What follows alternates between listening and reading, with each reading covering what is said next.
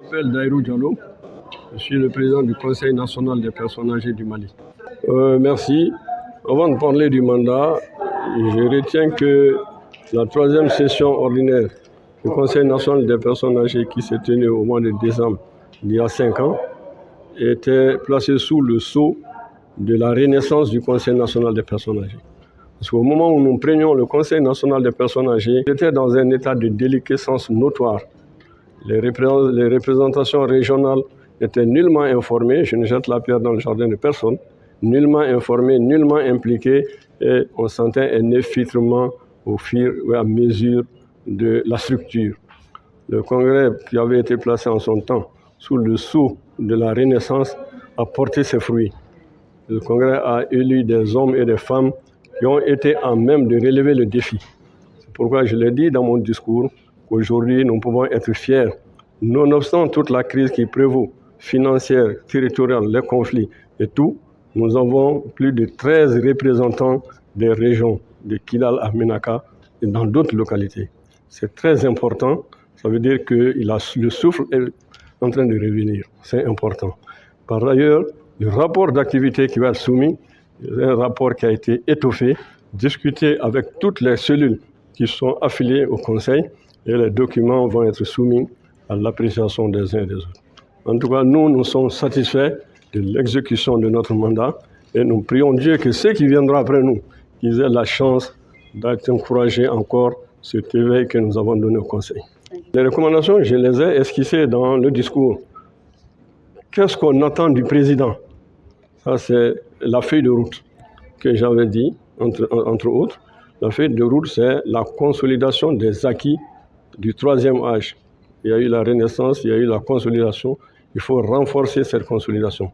Ça, c'est le premier. Le deuxième, ça, c'est la situation due au problème actuel que nous traversons. Nous assistons à des créations de Dougouti blonds, de macro blonds, avec toutes les confusions qui dérogent à la stature traditionnelle. Je l'ai dit, dans notre société traditionnelle, il y a essentiellement 3 blonds principaux. Le syphilis blond, ça c'est les jeunes. Le macro blond, ça c'est les personnes âgées. Et le Dougouti blond, oui, Dougouti blond, on a comme moi. Donc pratiquement, il faut encore d'enfants bonjour. Si cette confusion continue, on a de fortes chances d'assister à la phagocytose du Conseil national des personnes âgées. Chose qui risque d'être fort préjudiciable pour les travailleurs retraités et pour les couches vulnérables qui sont dans les différentes localités et même à Bamako. Parce que la gestion de tout ceci doit être une action coordonnée avec les chefs de quartier sans aucune ingérence dans les travers des uns et les activités des autres.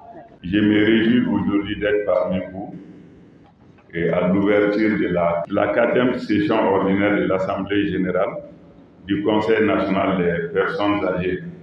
Je voudrais vous inviter à beaucoup plus d'écoute, à beaucoup plus d'engagement et pour mieux se comprendre, et les documents qui vont être soumis à votre appréciation, de les examiner et avec minutie et de pouvoir sortir ici avec un bureau consensuel. Et profiter pour vous dire que vous avez aujourd'hui la chance d'avoir avec vous un aîné et un ancien directeur de la maison des aînés et directeur national du développement social en la personne de M. Mourbo Diallo, dont je profite pour vous dire qu'il peut être d'un grand appui au cours des travaux.